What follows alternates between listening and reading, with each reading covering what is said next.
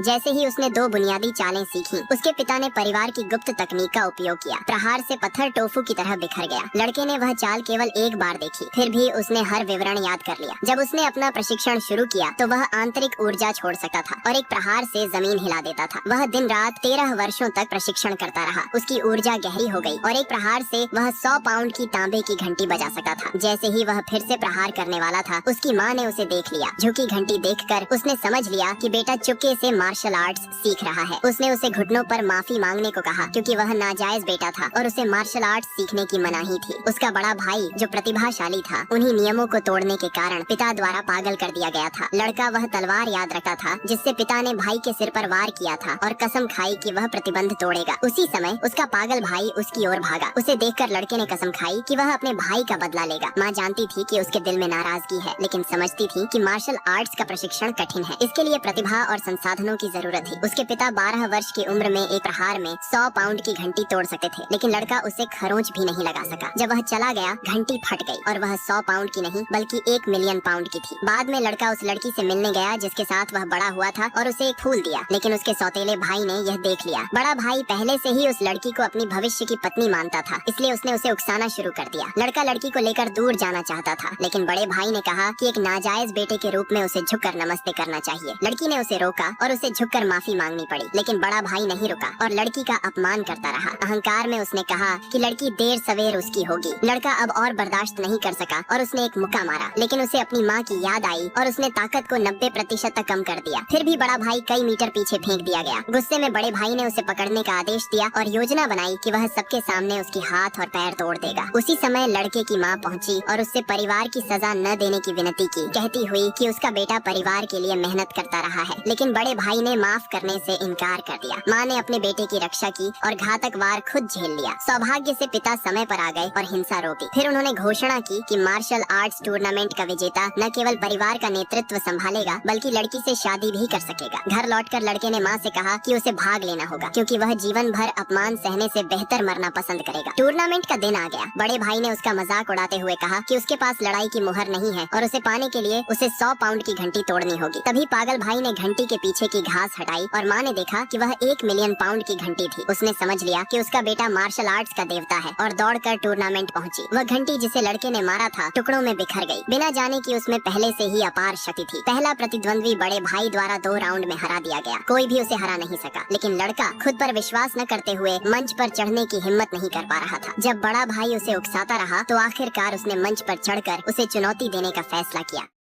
लड़का जंगल में